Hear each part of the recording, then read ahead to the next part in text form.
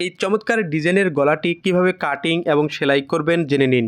এর জন্য আমাদেরকে ৯ থেকে ৯.৫ ইঞ্চি একটা টিসি বক্রম মাঝখানে ভাঁজ দিয়ে নিতে হবে এবং লম্বার খোলা সাইডে আধা ইঞ্চি পরিমাণ সেলাইয়ের কাপড়ের মার্জিন দিয়ে গলার ছড়ানোর ২ ভাগের ১ ভাগে একটা মার্জিন দিয়ে নিতে হবে। গলার ছড়ানোর ৭ ইঞ্চি ৩.৫ ইঞ্চিতে মার্জিন দিয়ে নিলাম।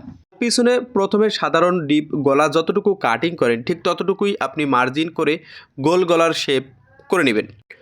এরপর আবার গলার ছড়ানোতে ইঞ্চি টেপটা বসিয়ে ৭ থেকে ৭.৫ ইঞ্চিতে একটি দাগ দিয়ে গোল রাউন্ড করে নেবেন বড় করে। এই ডিজাইনটি যদি আপনি সামনে দিতে চান তো গলার গোল রাউন্ডটা একটু ছোট করে নেবেন। আমরা এই গলাটা পিছনের গলা হিসেবে ব্যবহার করব, এই কারণে পিছনের গোল রাউন্ডটা একটু বড় করে কাটিং করে নিয়েছি। এরপর ১ ইঞ্চি চওড়া করে গলার পট্টিটা আমাদের কাটিং করে নিতে হবে। তো আপনি যদি আমার এই পেজে নতুন হয়ে থাকেন তো পরবর্তী ভিডিওগুলো দেখার জন্য অবশ্যই পেজটা ফলো করে সাথেই থাকুন।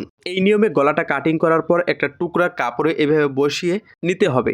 এরপর আমাদের বডির পার্টের সোজা দিকটা উপরের দিকে রেখে আমাদের এভাবে বসিয়ে নিতে হবে এবং গলার পার্টটা এই নিয়মে বসিয়ে মাঝের সেন্টারটা ঠিক রাখতে হবে এবং দুই সাইডে কাঁধের কাপড় একই সম পরিমাণ রাখতে হবে। এরপর টিসি বক্রম থেকে ১ সুতা নিচ দিয়ে সেলাইটা নিয়ে যেতে হবে এবং কোনাতে এইভাবে একটি কট ফিতা গুজিয়ে দিতে হবে। ভালোভাবে টাক দিয়ে নিতে হবে যেন ফিতাটা টান দিলে যেন ছুটে না আসে। তো এই নিয়মে গোল করে ঘুরিয়ে নিতে হবে এবং অপর সাইডে আরেকটি ফিতা আমাদের গুজিয়ে দিতে হবে, কিন্তু অবশ্যই ভালোভাবে টাক দিয়ে নিতে হবে। এরপর আবার টিসি বক্রম থেকে ১ সমান করে সেলাইটা দিয়ে নিতে হবে এবং দুই সাইডে কাঁধের কাপড় ঠিক আছে কিনা তা খেয়াল রাখতে হবে। এরপর টিসি বক্রম থেকে ২ সুতা পরিমাণ সেলাইয়ের কাপড় রেখে গলার চারপাশের কাপড়টা সমান করে কাটিং করে নিতে হবে।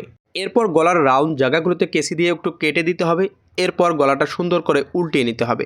তো এই নিয়মে সুন্দর করে গলাটা উল্টিয়ে নিলেই আমাদের এই চমৎকার ডিজাইনের গলাটা কিন্তু সেলাই হয়ে যাবে। তো গলাটা কেমন হয়েছে অবশ্যই কমেন্ট করে জানিয়ে দেবেন, ভিডিওটা শেয়ার করে দেবেন। ধন্যবাদ।